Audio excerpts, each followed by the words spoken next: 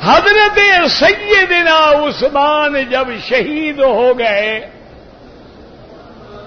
عبداللہ ابن الزبیر نے، حضرت طلحہ نے اور ان کے حامیوں نے حضرت علی سے مطالبہ کیا کہ اب آپ امیر المومنین ہیں، خلیفۃ المسلمین ہیں، مظلوم عثمان کا قصاص لیں اور عثمان کے قاتلوں کو پکڑ کے شریعت کے مطابق فیصلہ کریں۔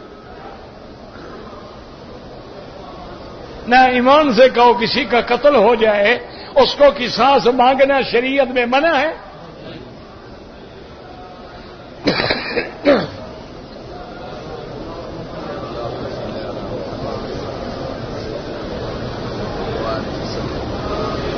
اب جو دشمن تھے، منافقین تھے، عبداللہ ابن سبا کے چکر میں آنے ہوئے تھے، ان میں بڑے بڑے اچھے لوگ بھی آ گئے، ابو بکر کا بیٹا بھی آ گیا۔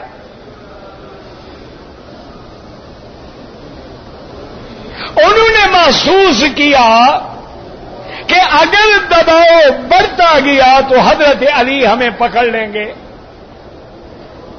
وہ رات دن حضرت علی کے ارد گرد رہنے لگے اور انہوں نے کوشش کی کہ عبداللہ ابن زبیر اور حضرت طلحہ کو بھی شہید کر دیا جائے۔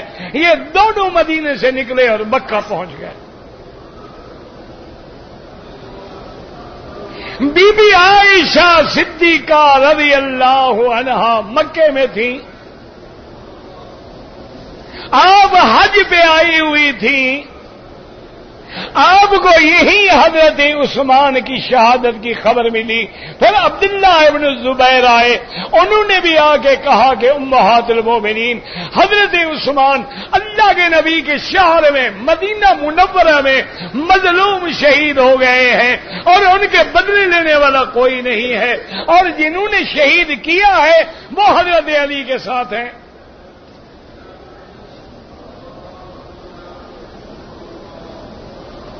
آپ مہربانی کر کے چونکہ امہات المومنین ہیں،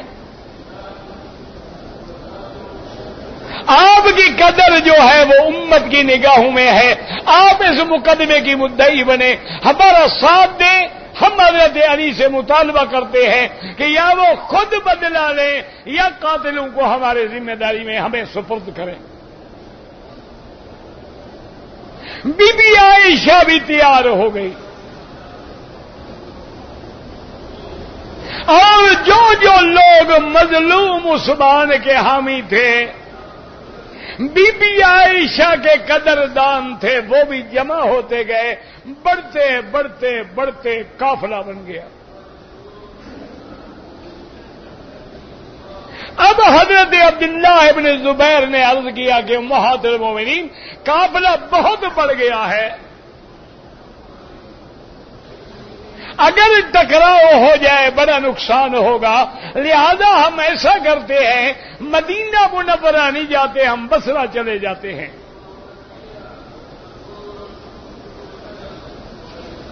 حضرت معاویہ رضی اللہ تعالی عنہ کی قوت جو ہے وہ بھی شام اور عراق میں ہے، اور وہ بھی قصاص عثمان لینے کے لیے کھڑے ہیں، ہم بھی وہاں پہنچ جائیں گے، طاقت بن جائے گی، قوت بن جائے گی، پھر ہمارے مطالبے میں وزن ہوگا۔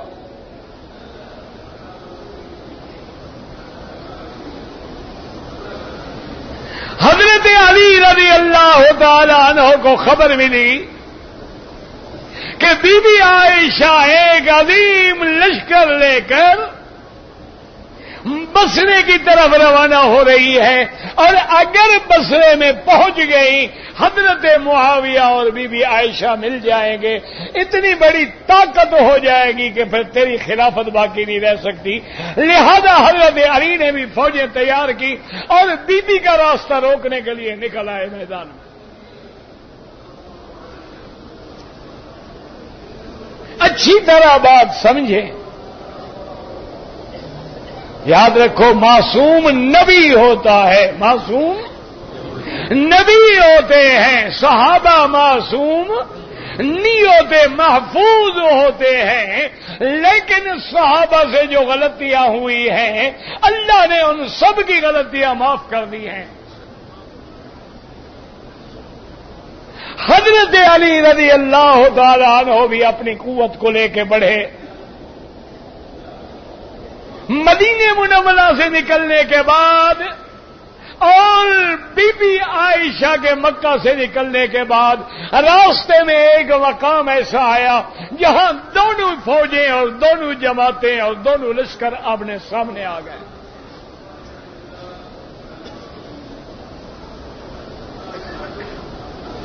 حضرت علی رضی اللہ تعالی عنہ نے اپنے پیغام بروں کے ذریعے بی بی عائشہ امہات المومنین کو پیغام بھیجا کہ اماں جان اجازت دیں تو میں آپ سے بات کرنا چاہتا ہوں.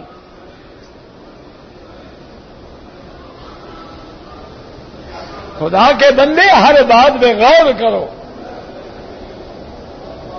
ہر بات میں توجہ کریں. اللہ معاف کرے، اللہ معاف کرے. دشمن ایسے ہوتے ہیں کہ دونوں طرف کی جماعتوں میں مل کے ایسے ایسے فتنے کھڑے کر دیتے ہیں. آج نہیں دیکھ رہے ہو پوری دنیا میں کیا ہو رہا ہے؟ آج آپ دیکھ لیں کشمیر میں، فلسطین میں، گجرات میں، احمد آباد میں، پاکستان میں، بنگلہ دیش میں، شیشان میں، ہر جگہ کیا ہو رہا ہے؟ چند مسلمانوں کو خرید کے ان کے ذریعے ایک پتھر مارا جاتا ہے اور ادھر سے میزائلوں کی بارش ہو جاتی ہے.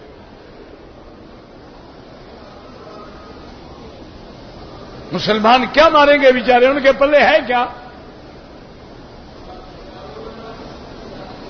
اور وہ سمجھتے ہیں کہ ہم نے پتھر مارا ہے، مقابلہ کیا. خدا کے بندے مقابلہ تب ہوگا جب اللہ برابر کی طاقت دے.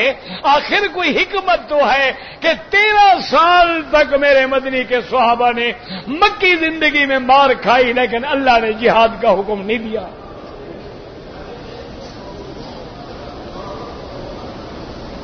جب حضور مدینہ میں پہنچے اور وہ پہلا غزوہ بدر جو ہے وہ بھی جنگ نہیں تھی،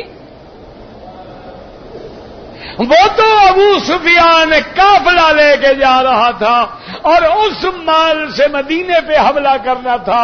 اللہ کے نبی نے اس قافلے پہ چڑھائی کی تھی، جنگ تو مقصد ہی نہیں تھا.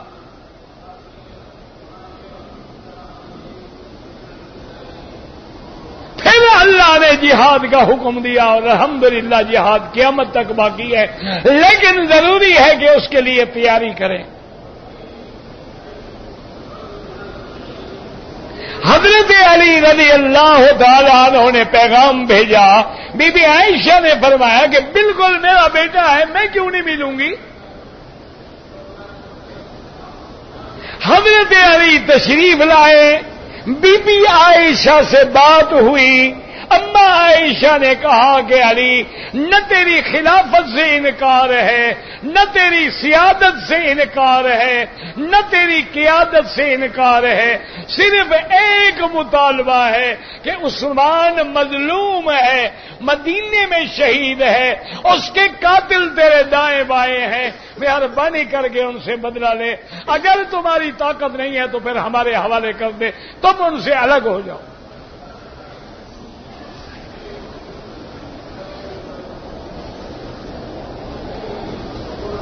حضرت علی رضی اللہ تعالی عنہ نے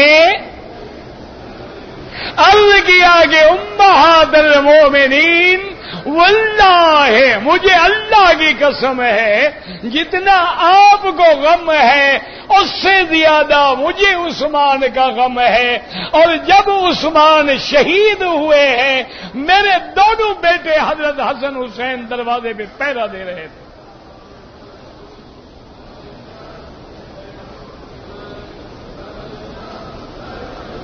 حضرت عثمان کے گھر پہ پہرا دینے والے حسن حسین تھے. اور جب شہادت کی خبر ملی حضرت علی بگڑے کہ آئینہ انتما، کہ حسین تم کہاں تھے کہ دشمن جو ہے اس نے عثمان کو شہید کر دیا، تم خاموش رہے. انہوں نے کہا ابا جان آپ نے ہماری ڈیوٹی سی دروازے پہ لگائی تھی، یہاں سے ہم نے کسی کو نہیں گزرنے دیا ہے، اگر وہ دوسری طرف سے دیوار پھلانگ کے اندر گئے ہمارا کیا قصور ہے؟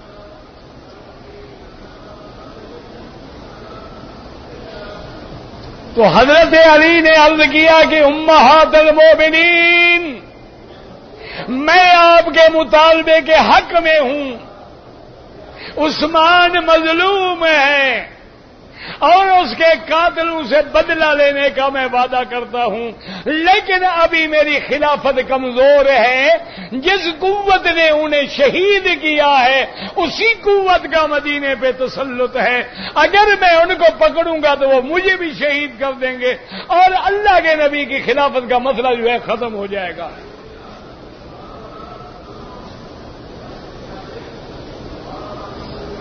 آپ مجھے مہلت دیں، آپ مجھے موقع دیں، میں آپ سے وعدہ کرتا ہوں کہ سب سے پہلے قاتلان عثمان سے میں بدلہ لوں گا۔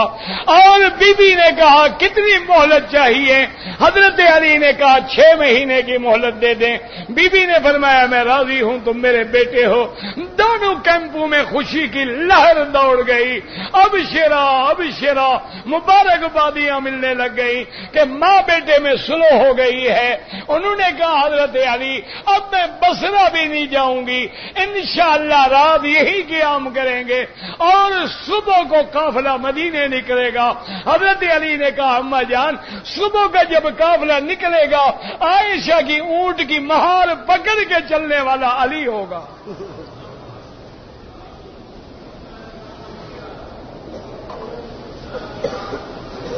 سلو ہو گئی، دونوں کیمپ مطمئن ہو گئے، لیکن دشمن جو تھے پریشان ہو گئے۔ انہوں نے کہا علی کے پاس پہلے بھی قوت تھی، اگر بی بی عائشہ بھی مل گئی، معاویہ رضوان اللہ علیہم اجمعین بھی مل گئے، ہمیں پھر زمین پہ چلنے کا کوئی موقع نہیں ملے گا، لہذا آج رات کچھ کرو ورنہ ہماری قوت جو ہے ہمیشہ کے لیے مٹ جائے گی۔ وہ 50 آدمی تھے، انہوں نے تقسیم کیا کہ 25 آدمی رات کے آخری حصے میں حضرت عائشہ کے کیمپ پہ جا کے حملہ کر دیں اور 25 آدمی حضرت علی کے کیمپ پہ حملہ کر دیں، اور شور یہ کریں عائشہ کی فوج آ گئی، وہ کہیں علی کی فوج آ گئی۔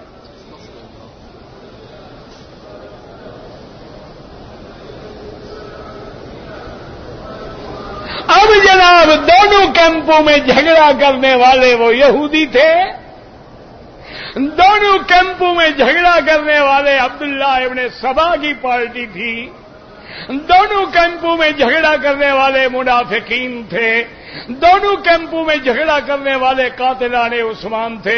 شور مچ گیا، حضرت علی نے غداری کی، انہوں نے کہا بی بی عائشہ نے غداری کی، تلواریں چل پڑی اور نتیجہ یہ نکلا کہ ہزاروں صحابہ شہید ہو گئے۔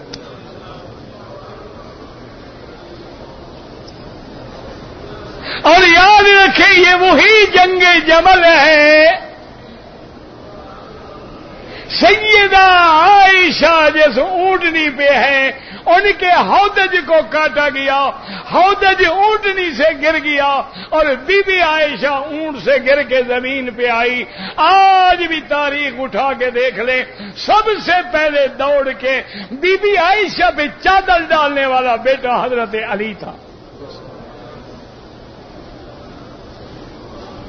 انہوں نے کہا یا اما آت المومنین، آپ نے اپنے کو بھی ہلاک کیا، مجھے بھی ہلاک کیا۔ انہوں نے کہا واللہ لا ادری یا علی، علی نے کہا یا امہات المومنین واللہ لا ادری، ہم قسم کھاتے ہیں ہمیں کوئی پتہ نہیں کہ جنگ کیسے چھڑی ہے۔ یاد رکھیں اس طرح یہ لڑائی ہوئی،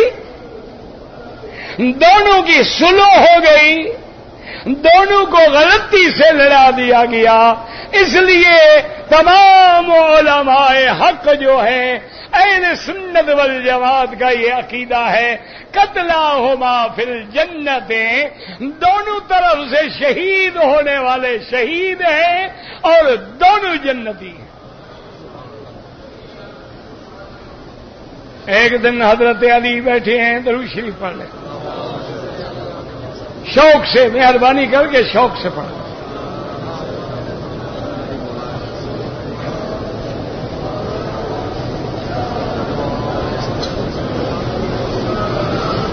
سیدنا علی رضی اللہ تعالیٰ عنہ وہ بیٹھے ہیں، حضرت طلحہ آتے ہیں، اسی طرح عبداللہ ابن زبیر کے بیٹے آتے ہیں، حضرت علی نے اپنی چادر بچھائی اور فرمایا بیٹا قیامت والے دن جنت کے اندر جہاں طلحہ ہوگا وہاں علی ہوگا، ہم دونوں بھائی بھائی ہوں گے، وَنَزَعْنَا مَا فِي صُدُورِهِمْ مِنْ غِلٍّ إِخْوَانًا، اللہ ہمارے دلوں سے حسد حقد کو نکال دیں گے، آج بھی ہم بھائی ہیں اور قیامت تک کی بھی ہم بھائی رہیں گے۔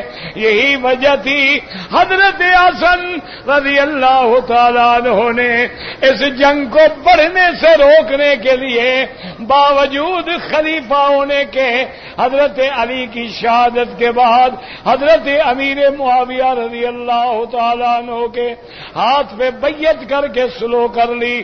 اللہ کے نبی کی پیش گوئی بھی پوری ہو گئی، ان ابنی ھذا لسید، یاد رکھیں میرے مدنی کے صحابہ بھی برحق ہیں، آل بیت بھی برحق ہیں، رضوان اللہ علیہم اجمعین، آپس میں مہربان ہیں، رحماء بینہم تراہم رکعا سجدا یبتغون فضلا من اللہ ورضوانا۔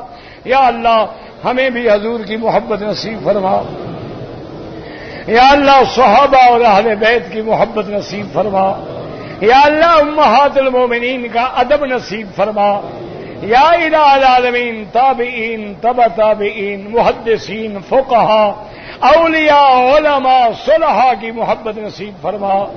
یا اللہ ہمیں مانگنا نہیں آتا، بغیر مانگے اپنی نعمتیں عطا فرما دے۔ یا اللہ بیماروں کو شفا عطا فرما، بے حیاؤں کو حیا عطا فرما، بے اولادوں کو اولاد عطا فرما، جن کی اولادیں ہیں ان کو صالح بنا، جن کے گھروں میں بچیاں ہیں ان کے رشتے آسان فرما۔ یا اللہ بے روزگاروں کو روزگار عطا فرما۔ یا اللہ فلسطین پہ فلسطینی مسلمانوں پہ رحم فرما۔ یا اللہ فلسطین پہ رحم فرما۔ یا اللہ کشمیری مسلمانوں پہ رحم فرما۔ یا اللہ مسلمان جس ملک میں ہے اس کی جان مال آبرو عزت کی حفاظت فرما۔ یا اللہ اس بلد الامین کو قیامت تک ہر فتنے سے محفوظ فرما۔ یا اللہ بلاد اسلامیہ کی حفاظت فرما۔ یا اللہ مساجد و مدارس کی حفاظت فرما۔ یا اللہ دینی اجتماعات کی حفاظت فرما۔ یا اللہ دین کے کام کرنے والوں کی حفاظت فرما۔ یا اللہ دین کی تبلیغ کرنے والوں کی حفاظت فرما۔ یا اللہ پاکستان پہ رحم فرما۔ یا اللہ پاکستان کی حفاظت فرما۔ یا اللہ پاکستان میں قرآن و سنت کا قانون نافذ فرما۔ یا الہ العالمین یا ارحم الراحمین، ربنا آتنا فی الدنیا حسنۃ وفی الآخرۃ حسنۃ وقنا عذاب النار، سبحان ربک رب العزۃ عما یصفون وسلام علی المرسلین والحمد للہ رب العالمین، صلی اللہ تعالی علی خیر خلقہ سیدنا محمد وعلی آلہ واصحابہ اجمعین۔ اللہم صل علی سیدنا محمد وعلی آل سیدنا محمد کما صلیت علی ابراہیم وعلی آل ابراہیم فی العالمین انک حمید مجید، انک حمید مجید، انک حمید مجید، انک حمید مجید، انک حمید مجید، انک حمید مجید، انک حمید مجید۔